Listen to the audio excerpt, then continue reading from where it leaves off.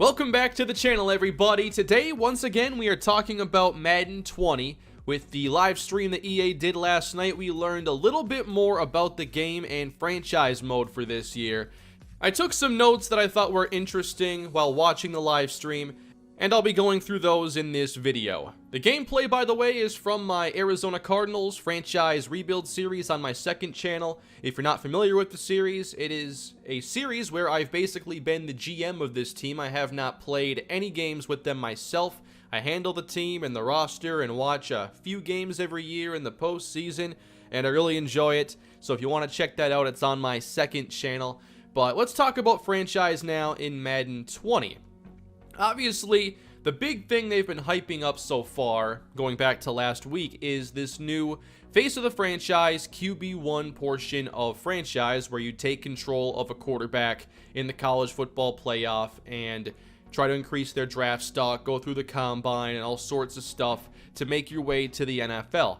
It sounds interesting, it should be fun to check out, and I'm hoping it does revitalize Superstar mode in a way so that we see more investment into that side of Madden because Superstar has been so simple for so long. This is only going to be a quarterback experience as far as the combine, the college football playoff, and that stuff goes. You can still play as other positions, but the quarterback experience is really the one they're hyping up. And you have the chance this year to do a lot more editing to your player than you have before. I'm hoping this is universal for custom draft classes and everything else, but at least here in QB1, they had a screenshot that showed you could do editing to your player. You could edit their head, skin color, hair, beard, handedness, hair color, beard color, eye color. They had some different eye settings in there, and also it looked like you could scroll down to find even more that they didn't show. You can also specify a voice for your character as well. I talked about this in my Madden 20 video last week, but to summarize basically in QB1, your quarterback is taking over basically in the college football playoff, similar to Cardale Jones a few years ago for Ohio State.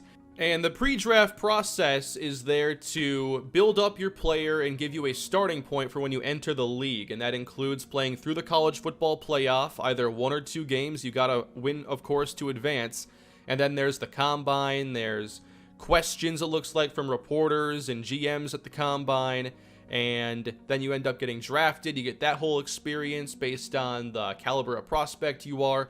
And then you're drafted, and the scenario engine takes over, which is a universal thing in franchise that sounds pretty cool. The scenario engine is something I wish they had talked about a bit more in last night's live stream, but we have an idea of what it's supposed to be doing. I'd just like to see some examples. But the scenarios are there to give you storylines throughout a season. Maybe it's a later round draft pick. They mentioned this scenario. Perhaps there's a breakout player opportunity for a player that was drafted late.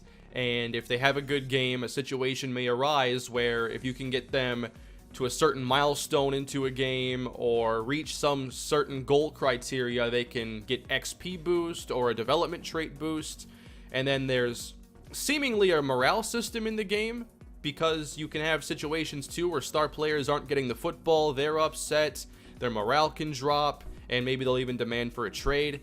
The one scenario they did show a screenshot for was in the QB1 portion, and it was a conversation with the coach. And the coach was basically saying that the ownership wanted to see this quarterback start, but they also wanted to cut that player if they did poorly. So it seemed to be setting up a goal where it said if you want to be on the team in 3 weeks, you have to stand out, move the football. It didn't really say what the goal was going to be, but that was an example. I think it's kind of an extreme example. I don't think that most owners would be like, this guy has to start, and if he's bad, you cut him. But you can see what they're trying to do there. They want there to be important events throughout the season and for you to go after goals and to have added incentive for doing well in various games.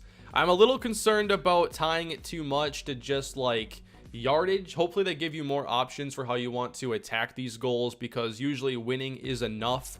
I don't want to have to worry about getting 300 yards necessarily if it's not required to win.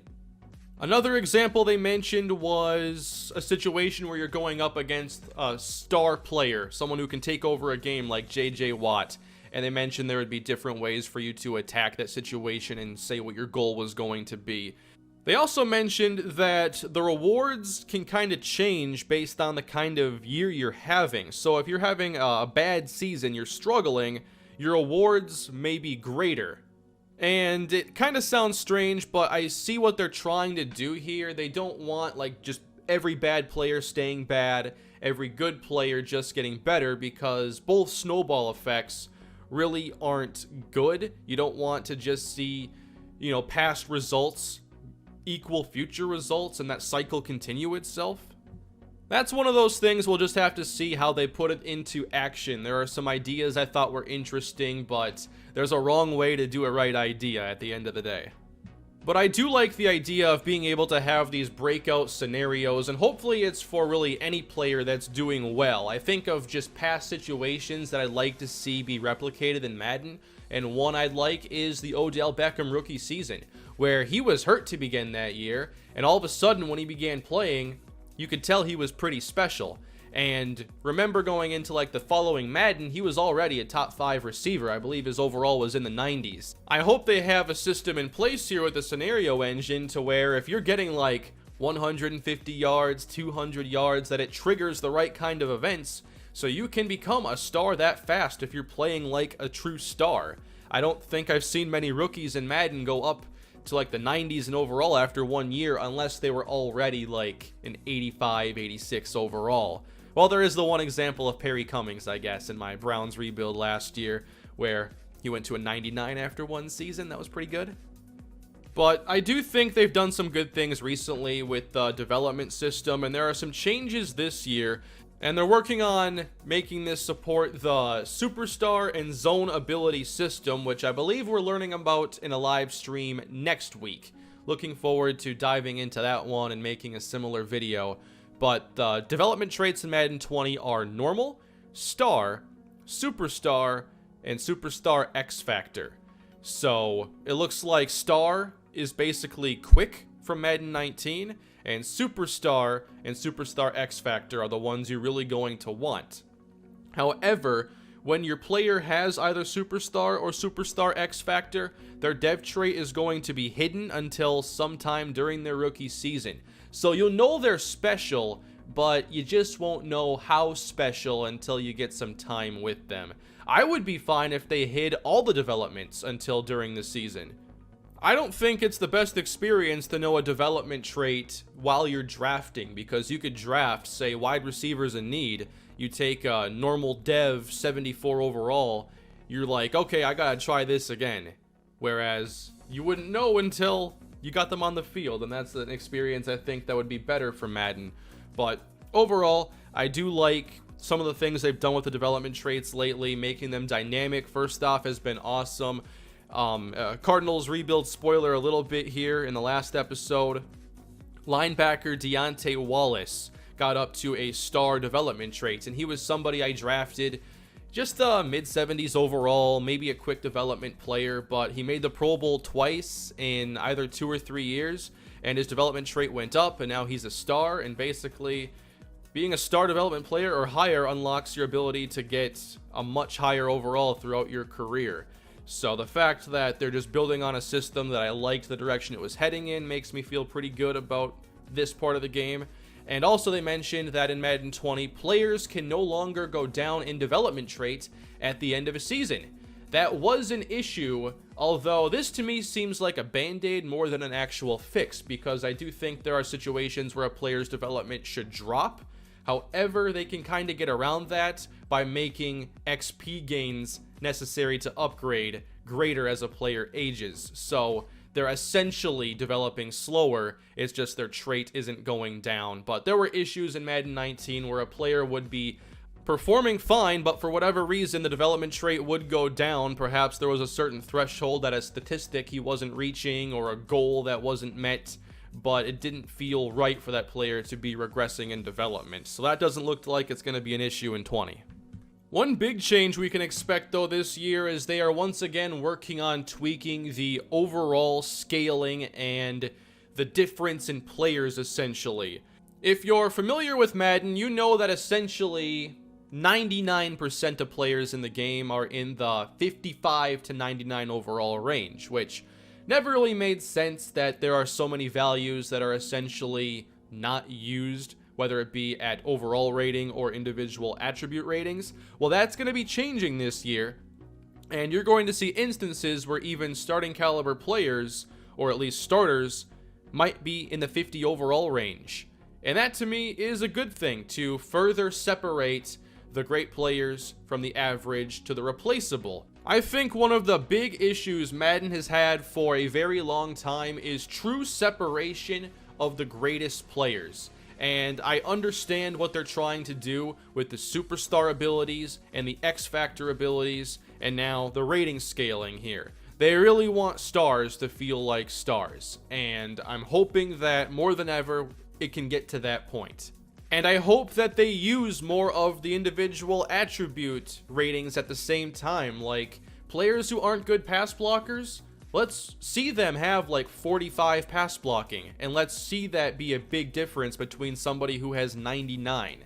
We'll have to see exactly how they handle this, but I do like the overall idea of stretching the rating scales, and they're also going to be updating draft classes to help accommodate for these changes. And they mentioned they're going to have different names this year. They're going to vary the body types and the ratings and more. And I really hope they do a good job of that, because I think there are some positions where there's a lot of players who are essentially the same. Like power backs for the last couple Maddens, they all have like the same skill sets. As far as progression goes, one big change this year is that scheme fits are not going to be as powerful. They said that in 19 you got a 50% XP boost for being a scheme fit. It's only going to be 10 in Madden 20.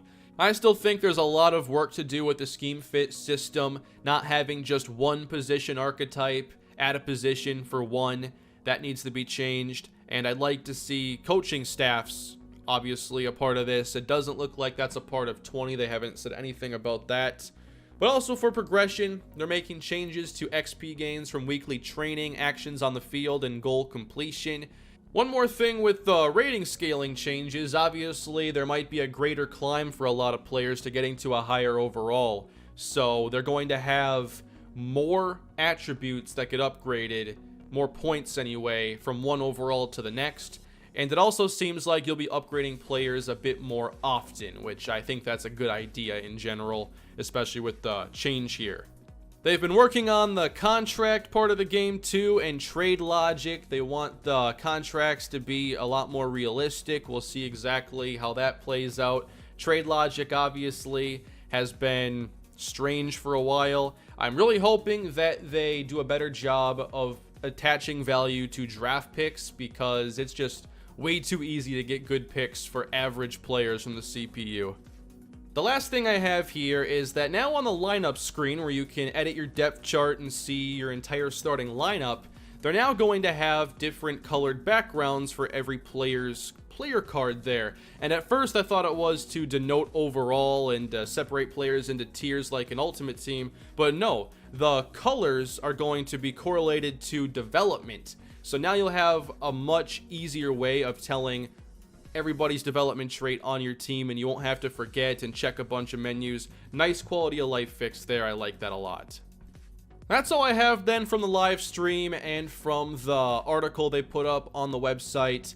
I am hoping that we get to see more of this before the game comes out. Looks like they'll be showing off gameplay in a couple of weeks, but that might not be about franchise mode, so it might be a bit of time still before we have more clarification on the scenario engine and seeing it in action and all that good stuff that we're looking forward to. Obviously, E3 season or EA Play, we might get an idea of some stuff around then as well. So we'll see what's to come as they continue to show off what is coming our way in Madden 20. But that is going to do it for this video, everybody. Hope you enjoyed it. Let me know down below, what do you think of these changes to franchise mode? I think all of us want to see what happens on the gameplay front, because that's how we can truly take advantage of any of these improvements. But I do think there are some things this year in franchise that have the potential to make the mode a lot better. So that is going to do it for today. Please leave a like if you enjoyed the video, subscribe to the channel, and check out my Cardinals Rebuild franchise if you're looking for that franchise content. Have a great day, everybody. See you again soon.